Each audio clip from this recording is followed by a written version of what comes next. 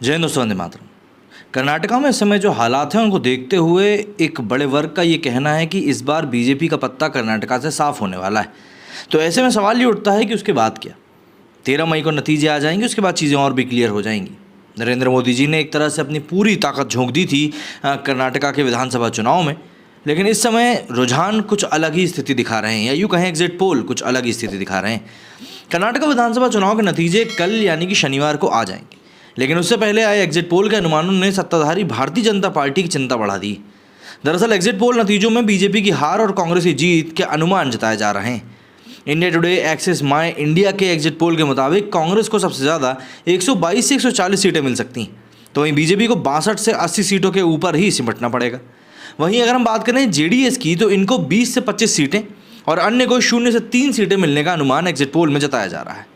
कर्नाटका विधानसभा चुनाव का महज आम ढर्रे पर होने वाला कोई चुनाव नहीं है। इस चुनाव से इतना भर नहीं पता चलेगा कि राज्य में अगले 5 साल के लिए किसकी सरकार बनेगी, बल्कि इस चुनाव की सियासी अहमियत सिर्फ कर्नाटक की राजनीति तक सीमित नहीं, बल्कि 2024 के लोकसभा चुनाव के लिहाज से भी काफ़ी ज़्यादा अहम मानी जा रही है। कर्नाटक के चुनाव नतीजों को 2024 की चुनावी जंग से जोड़कर भी देखा जा रहा है।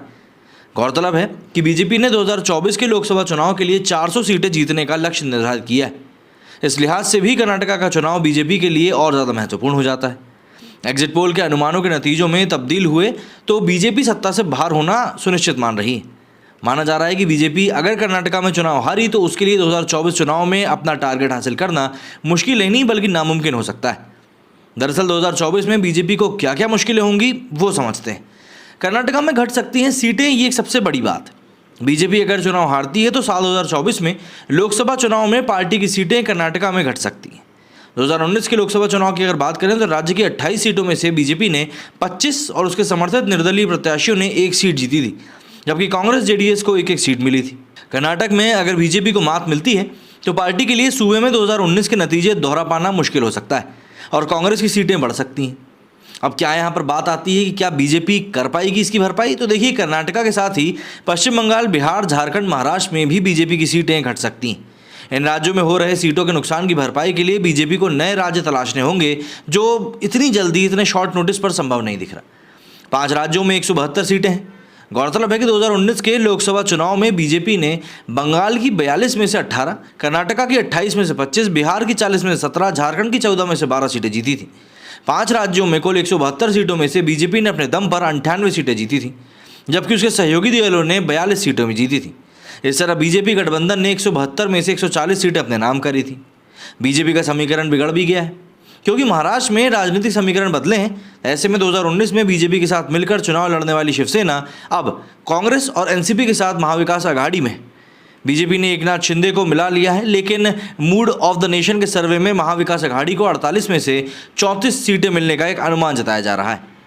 ठीक इसी तरह बिहार में नीतीश कुमार अब महागठबंधन में वापसी कर चुके हैं, जिसके चलते बिहार में भी बीजेपी को नुकसान हो सकता है।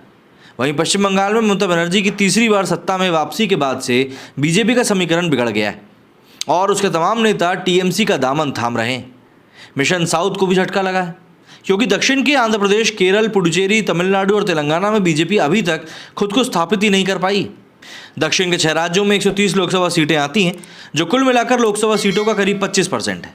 ऐसे में सियासी तौर पर दक्षिण भारत की काफ़ी महत्वपूर्ण जगह है। वहीं 2019 में बीजेपी को कर्नाटका और तेलंगाना में सीटें मिली थी, लेकिन साउथ के बाकी राज्यों में से सीट नहीं मिली थी। कर्नाटका के जरिए बीजेपी दक्षिण में अपने पैर पसारना चाहती है, लेकिन अगर उसे कर्नाटका में ही झटका लग जाएगा तो फिर तेलंगाना और आंध्र प्रदेश तो दूर की बात है, वहीं दूसरे दक्षिण के राज्यों में भी उसे बड़ा सियासी नुकसान होगा।